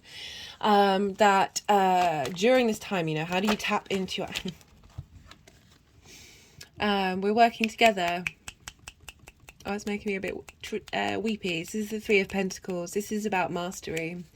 We're mastering working together. This is an understanding that we're all working together to create not only something beautiful, but something long-lasting. 2 3s there. You know, that came out when I was talking about how the work that and mastering.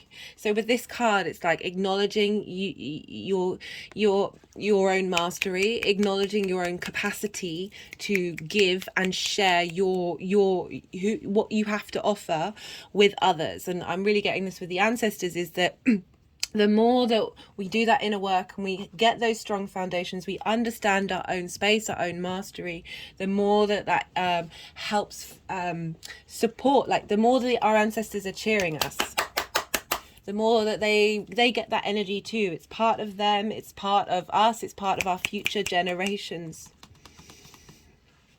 We're all in this together, the past, the present, the future.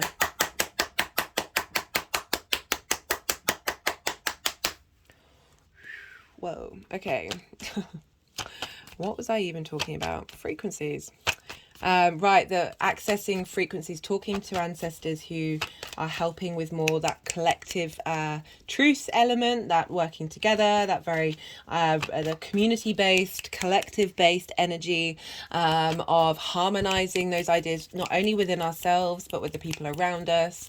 This transformation and understanding of bringing truth to the reality of certain situations that you might not have been able to see before, sort of a more zoomed out perspective. We're now getting into balance, that, yeah, as I said, listening to music, listening to frequencies that that make you feel good, tapping into binaural beats, om chanting. The sound of om is incredibly powerful, and it's not helping bring in understanding and clarity of thought, because we're dealing with air, but also healing, helping expose the truth. It's, you know, Aquarius is very much quantum energy, quantum physics, sacred geometry, all of these things. That we're all part and connected in this matrix, so we're not alone, and what we do as an individual is so powerful, so completely powerful.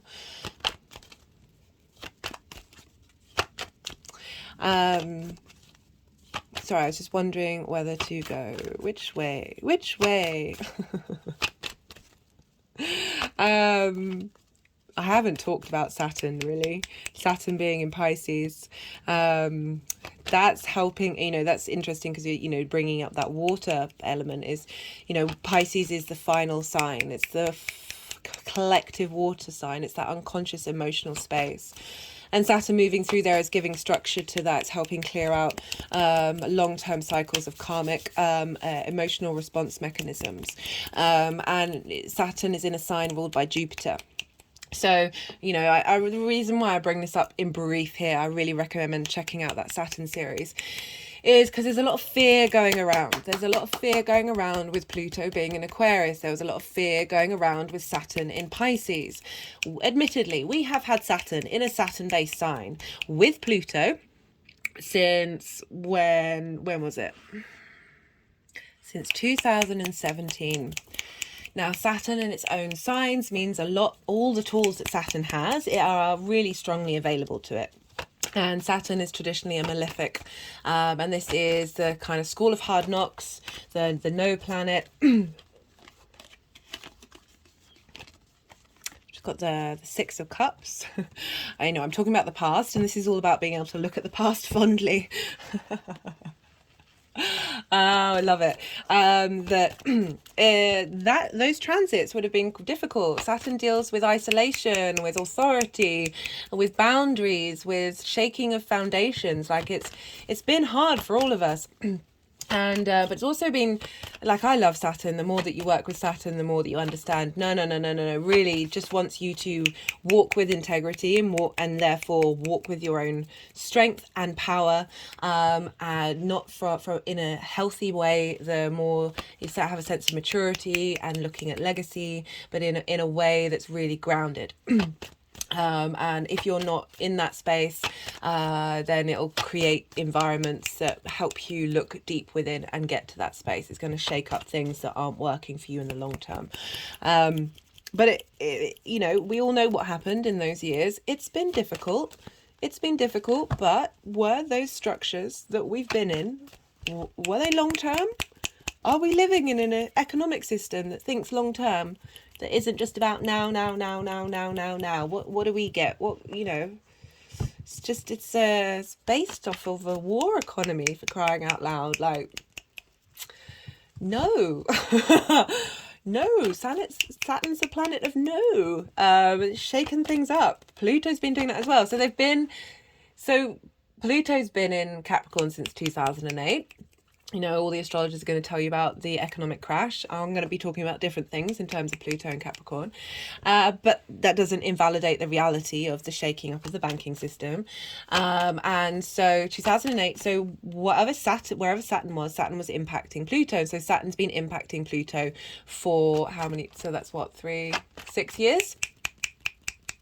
Well, probably 5.5. So that's felt like a lot. It's felt like a lot. They're very intense planets. When we have Saturn, Pluto hard aspects, so that's conjunction, square, or opposition, big things happen on the world stage. Big things. The amazing astrologer Richard Tarnas has done a fantastic book called Cosmos and Psyche, which goes through a lot of the big outer planet cycles. I really recommend it. We just got the Queen of Wands. What was I talking about? Big changes.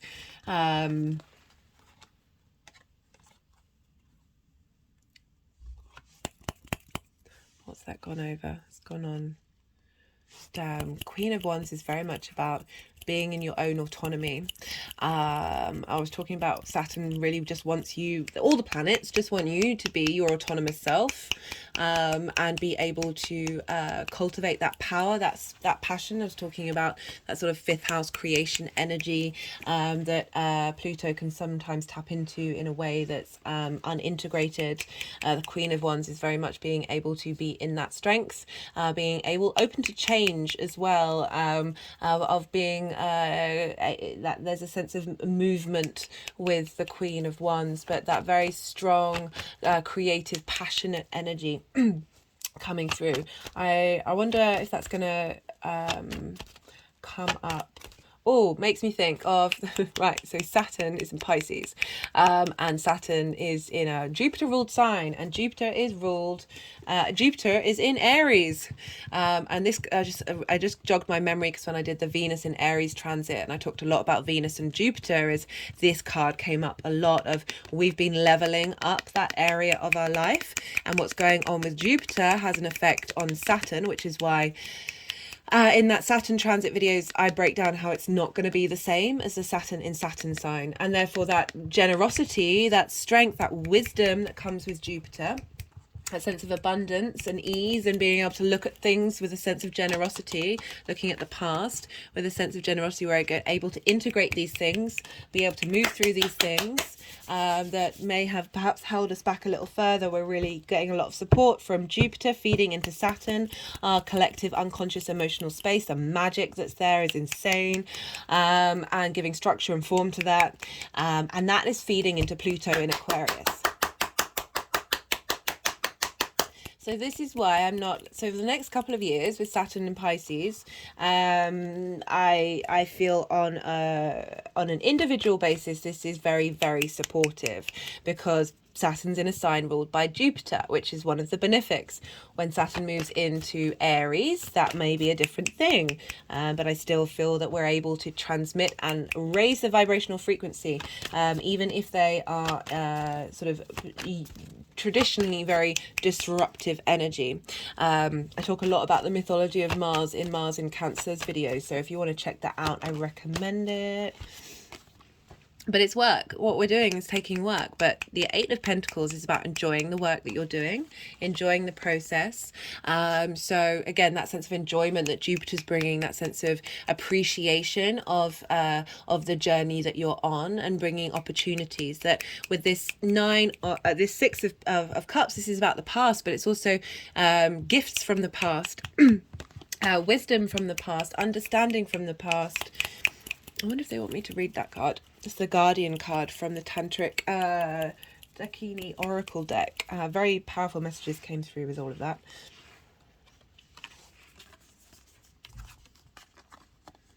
Okay, let me read that. So,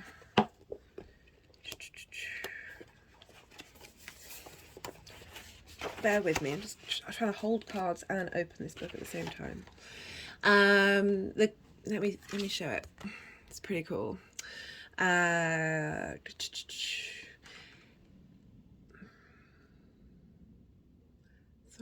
this is a description of the card, which I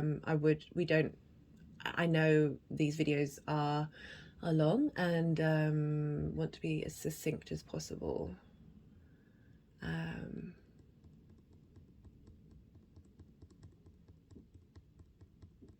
This card represents the presence of a most potent form of protection. Makala is the devourer of all the enemies of truth, burning up all illusion, and both swallowing and creating karmas the patterns of destiny. The drawing of this card indicates the presence of a guardian angel.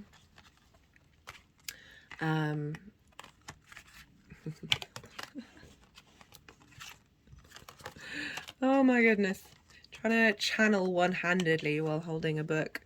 The presence of a guardian angel at in our lives. So again, that's protection, getting support from the past. And I found it interesting, we're dealing with Aquarius, the devourer of the enemies of truth. We have been manipulated and lied to so much. The truth is slowly coming out. That's why I say check out some alternative media. The things that are being talked about right now were talked about half a year ago, 2 years ago. Be mindful of your surroundings.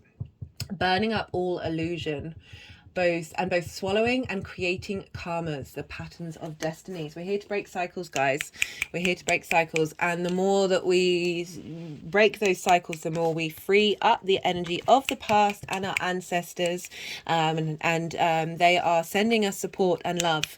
It's not that it's not going to be hard work. This is part of the process. Pluto is about work. As is Saturn. It's in a Saturn ruled sign. Saturn wants you to appreciate that work is a valuable thing for the human existence. But loving this coming through, this energy, a lot of galactic energy coming through, a lot of support, a lot of ability to be able to look at the past without so much trauma, for the past to smell a little sweeter. You know, the figure is smelling the flowers, and the more that we're able to do that, the more we get into that Queen of Wands energy of really being able to be present here in the now, very much in command of the spark of who we are, our spirit.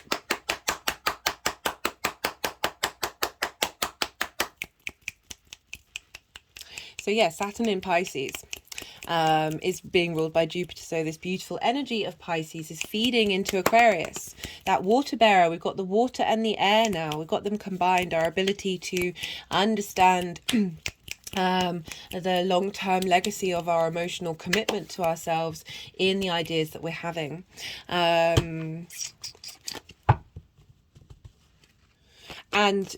So during this time, Saturn and Pluto aren't going to make hard aspects.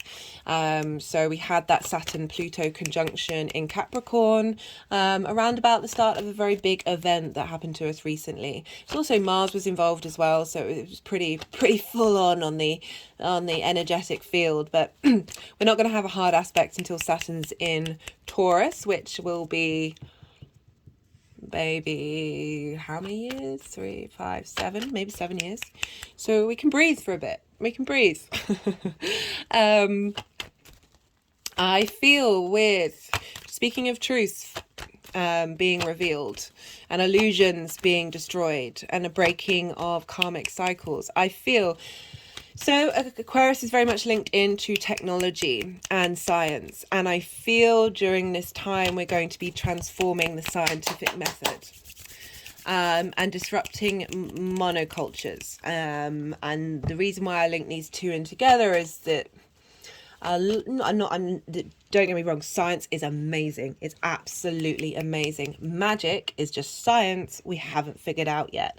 And there's a bringing things into balance, alchemizing every part of it. I'm certainly not dismissing science. It's radicalized the human existence, but I feel that we're seeing a growth in it. A lot of scientific papers are coming out linked into magic. I mean, there's so much stuff that they don't tell you about, like the US government, shouldn't say certain words.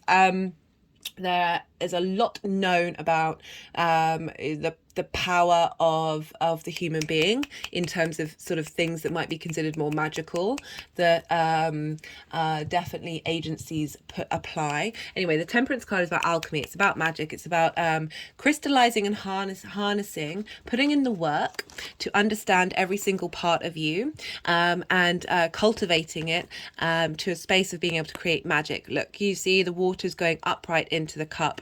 This is going against the laws of science that we are currently aware of. The one thing I get frustrated with is these experts and these people who say this is this and this is this is like, well, the whole point, the whole scientific method is, well, this is what we think right now, but it's likely to change.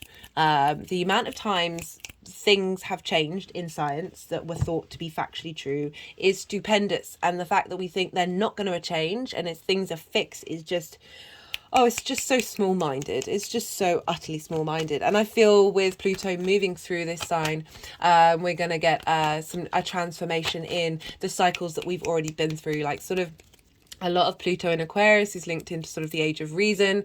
Also Plato was very much logic and reason. It was very heavy Aquarian energies, but we're going to elevate that. We're going to shift and grow with it and be more, as I said, disrupting the monocultures. So that's, you know, limiting the sense of diversity. But as I was saying, there's a lot of scientific papers that are sort of saying, oh shoot, this stuff that we thought was a bit not tangible, that we can't put our fingers on, seems to be working, and that's all sorts of what would probably be deemed occult practices or magical practices. There's certainly been a lot more weight being put into them, that will only grow, I feel, during this time. So Capricorn, Pisces, Pluto in Capricorn. I'm just going to quickly talk about that because we're going to head back into Capricorn. So, you know, as I said, a lot of astrologers will talk about the crash in the banks, and seizings of powers of hierarchical structures. All valid, all very valid. However, I see Capricorn as the cycles and legacies of... that's the world card. We'll see if that comes out again. The cycles and legacies of the human being. You know, it's the final earth sign. It's cardinal. It likes to instigate long-term legacies. It's ruled by Saturn. So I see it as this connection to the cycles of the human being, predating civilization, the modern civilization that we have now. And a lot of practices got really, really popular and really, really accessible. During this time of Pluto being in Capricorn since 2008. Yoga became really, really popular and really, really accessible. Breathwork, plant medicine, how we understand the fact that trees and mushrooms all talk to each other. They're all interlinked. This connectivity, this structures, Saturn rules structures, and systems, of understanding those systems. And shamanism was really is becoming more and more accessible, this understanding of what that is, you know. And funnily, we've got the shaman card came up after I'd written those notes. And we were really, we have been able to access really connecting with Earth's legacy. This idea that the Earth is alive, like it has its own energetic space, has certainly been coming into the forefront. There are so many things. There are so many things that have been more accessible in this 3D tangible form. That's really been helping us.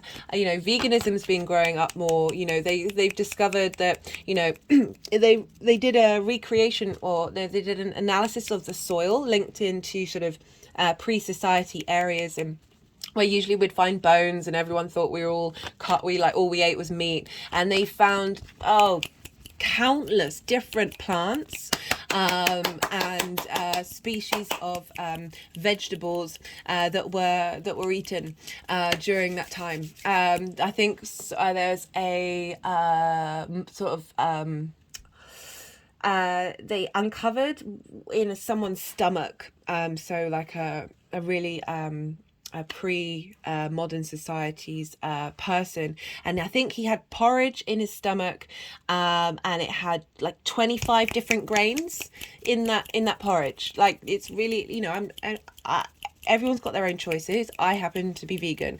I was a vegan baby. It really helps my body because I grew up with it. It makes me feel good, as well as all the other reasons.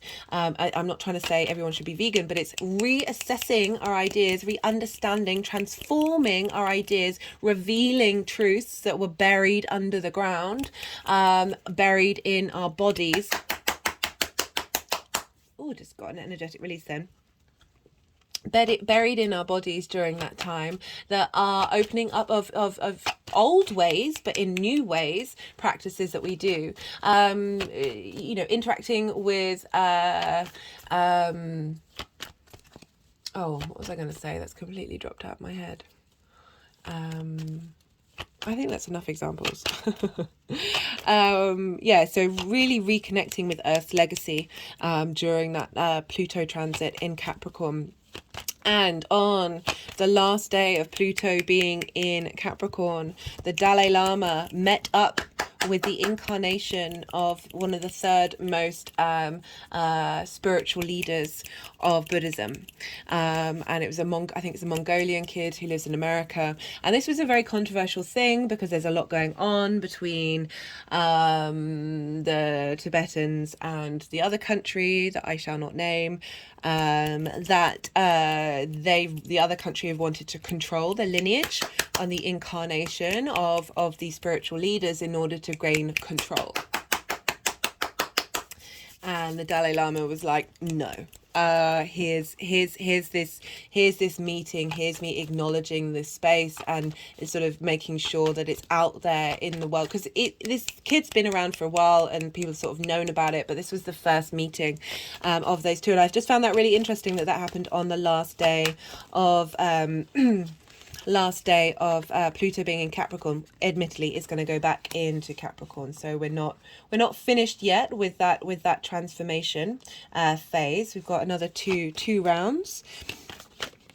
So again, what was I saying? You know, reconnecting with our bodies on a collective basis, and now we're reconnecting with that mind, our collective mind,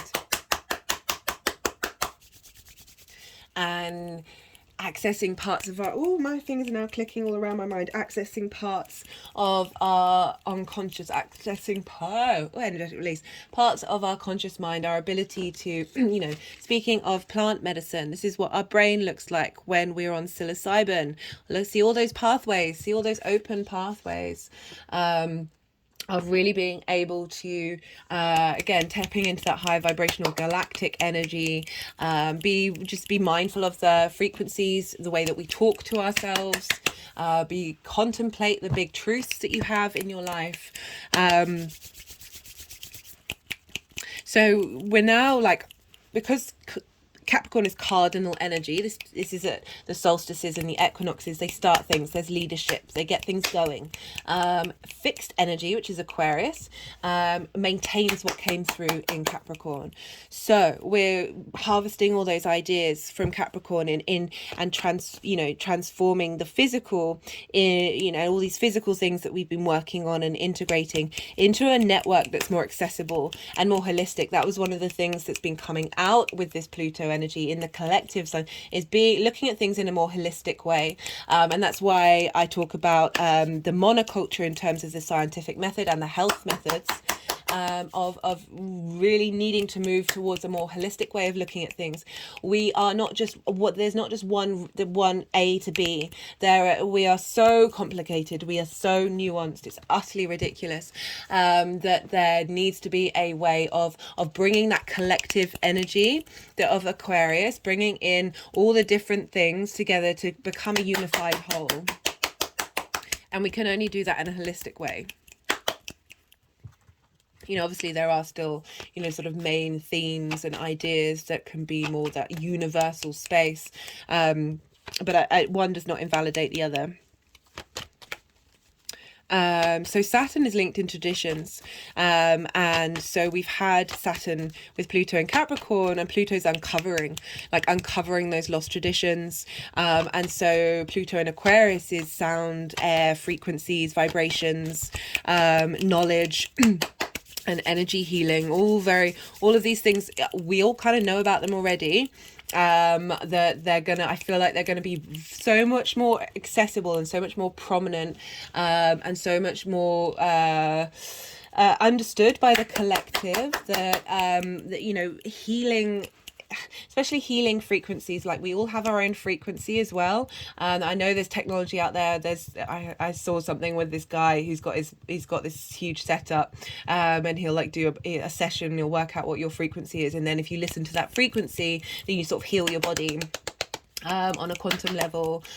So I feel like all of these things are going to come out and like be how do we harness those frequencies? How do we transform them? How do we make them big? How do we give them power? How do we give that intensity and understanding of how this collective energy moves by understanding our own individual space in it and understanding our own frequency and working with that, maybe sitting and meditating with it.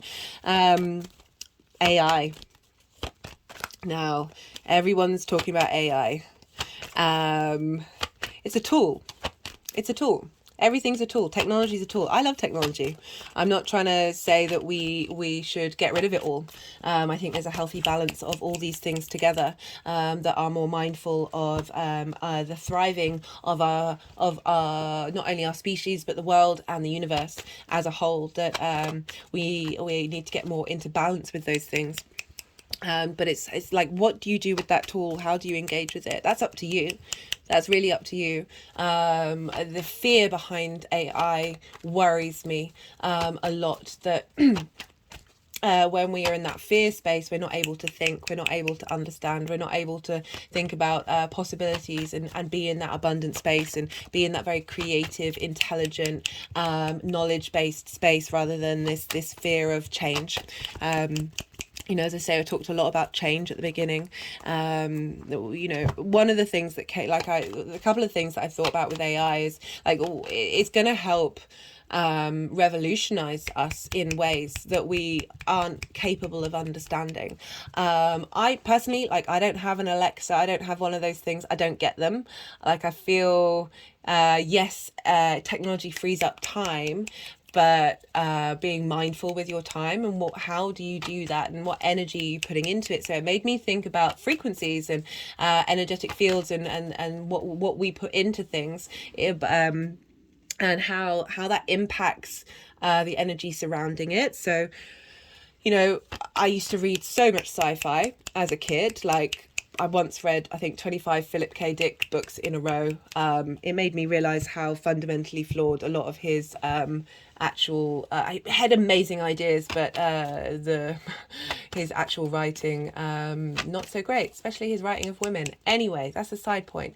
I love sci-fi. Big fan of sci-fi, big fan of fantasy. It made more sense to me than the real world. I'm not anti-AI, I think... balance, justice. I was talking about AI and how do we get that into balance. It's a wonderful thing. It transforms us. I'm not saying it's good or bad. It's a tool. But like, what energy are you putting into the things that you're doing? Can AI channel? Can a tap into the universe when an AI is doing something? What energy is it putting into it? And how does that ripple out? Like, these are things that I'm questioning. I personally feel like I've got a lot of messages from the universe, from an Instagram feed, from YouTube popping things up on an algorithm, through somebody sending me something through the form of a phone, of a technology. Like, the universe is everything, you see. So like, I am still mulling over and working on this. Like, it is everything. So everything that we create, even if it seemed unnatural, it is still natural. It is still part of the universe. It's about process though, right? So how far are we getting away from the source? So linking back to food, the more processed food that we eat, the more that damages our body. It's that constant, it's that breaking down away from the source that diminishes what it gives to us. So how does that relate to the traveling of the divinity of our own selves, of our expression of ourselves? Like, can AI channel? And how does our constant interaction with something that is moved away from the source help our health as a society and help us understand that? Especially because Page of Pentacles, a new way of looking at the world, a new opportunity to be able to connect to our passions. There's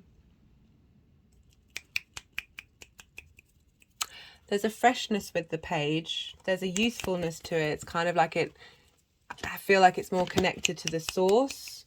Let me just think on and see what comes through with that. So I was talking about something being processed the more further away. It's like Chinese.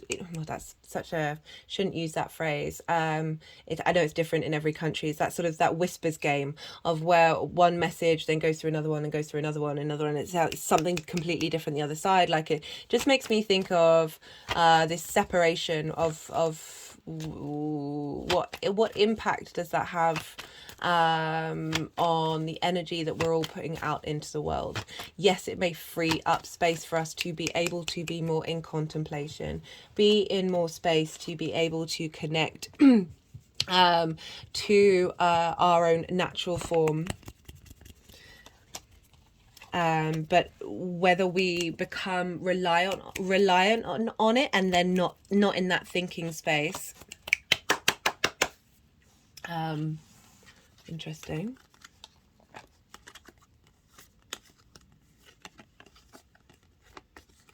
Needing it to be, you know, that Justice card is just screaming balance to me. Balance, balance, balance, balance, balance. I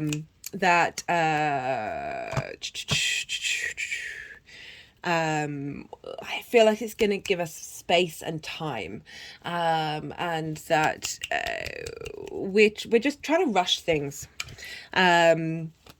With AI, we're trying to rush a lot of things with like the neural network and all of that. Like, I've thought this for ages. We're trying to right, the human race is so impatient, right? We're constantly preempting things. You know, the universe has constantly been teaching me patience. I'm very impatient. I'm super impatient, and a lot of that comes from trauma. I see it in people I know who have heavy trauma responses.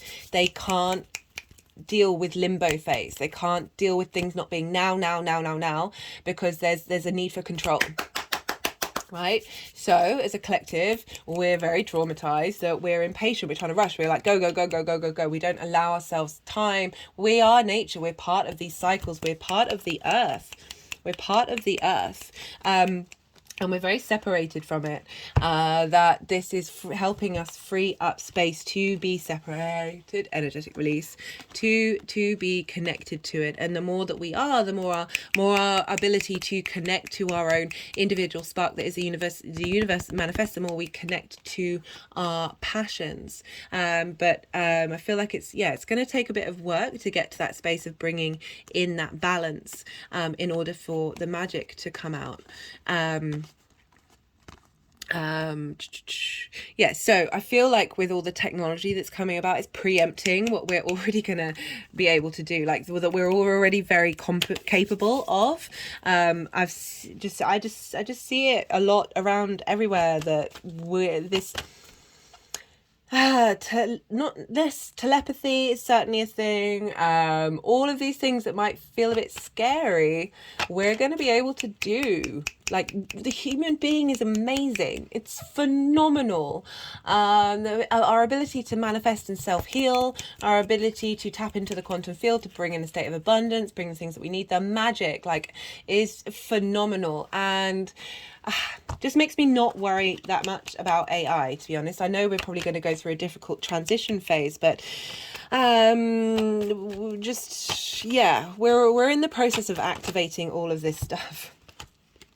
The Knight of Wands, movement, action, taking our creativity, our inspiration, our spark. That there's a rushing with the Knight of Wands, of wanting to get on that journey already, but we've got that now going with the Nine of Pentacles, of that process of connecting to spirit, we're already on that journey, we're already heading there, and it's going to get us to a space where we are this Nine of Pentacles, which is such a positive card. It's very grounded, but abundance, that abundance space that I was talking about, we're already there, whether it's showing up for you consciously or unconsciously. we are on this journey, and I just feel that this rush around the world is just preempting something that, you know, if we just chilled out a bit. I mean, that could say that for on so many levels, guys, so many levels. Just saw the Three of Hearts there. See if it comes out again. Again, that's, and the Hanged Man. That trauma space, the pain that we felt, that means that we aren't in that we can't handle limbo. The Nine of this is the Nine of Cups. For me, this is the gratitude card, right? So it's wishes fulfillment, like wish fulfillment, but I focus more on embody that. Whether your wishes have all been fulfilled, feel like they already have. And that gets you into a space of heading here. Yeah, love that. Right, so one of the other things I wanted to say was, like, just thinking about AI, is AI already has so many biases in it. It's ridiculous.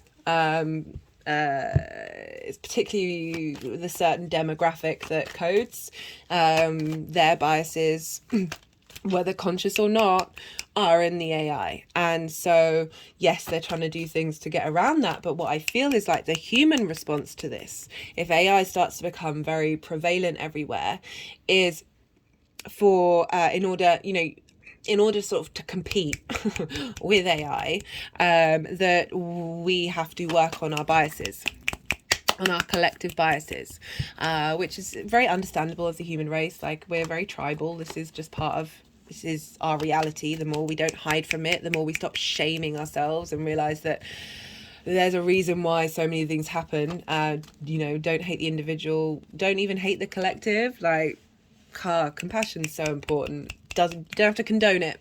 But you can understand why we are here where we are.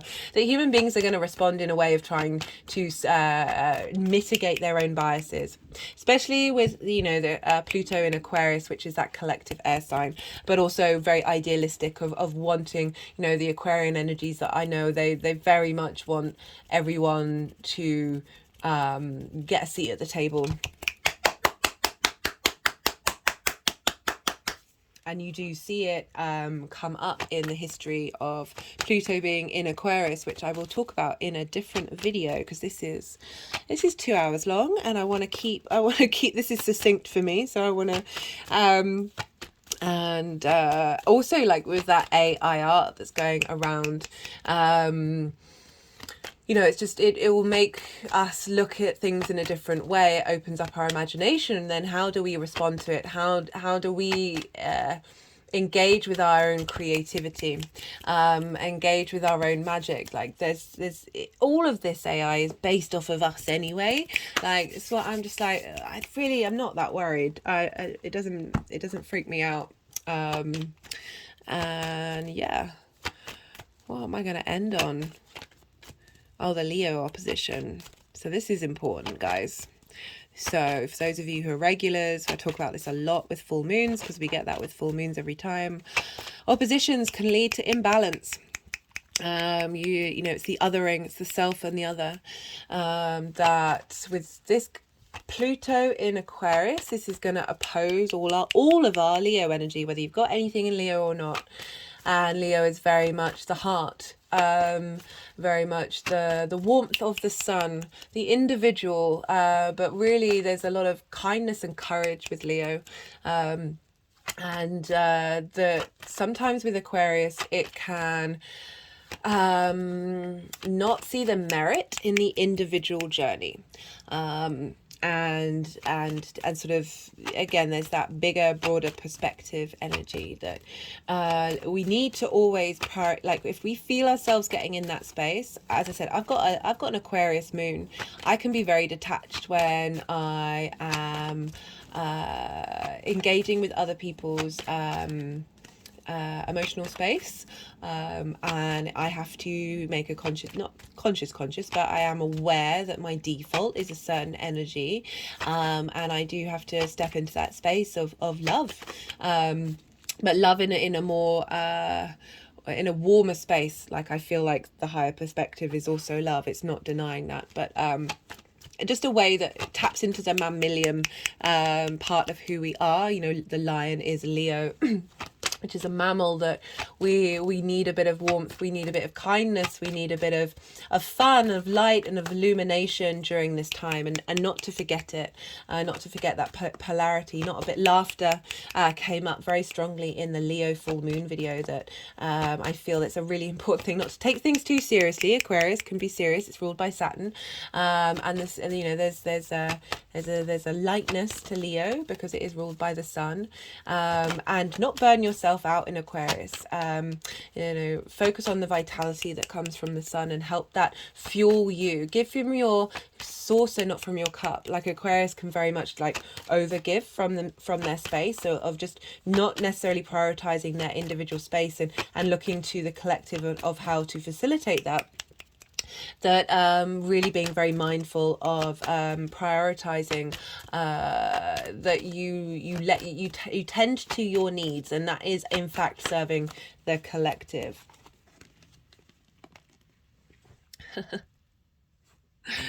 I was just about to wrap up. So it's really very fitting that we've got the Six of Pentacles and the Death card. You know, we're dealing with the god of the underworld. We're dealing with Pluto. We're dealing with change, being aware of what we're letting go of, and how for this is the final message. Because the Six of Pentacles is about being in a state of give and receiving. Being a, you know, this is receiving from others, of the wisdom from Pluto, of what it is that you need to let go of. What it is, what habits, what things aren't getting you anywhere, that you need to transmit and bubble up. So love that for that message.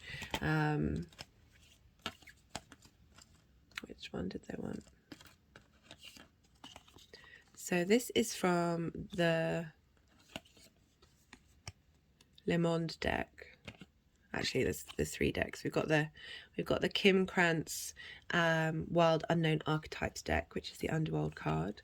And we've got the Enchanted Lenormand Oracle, as well as Carl Gray's Gateway of Light Activation Oracle, which was this one, which is like, whoa, the flower of life. So the messages from these cards. Let me get the deck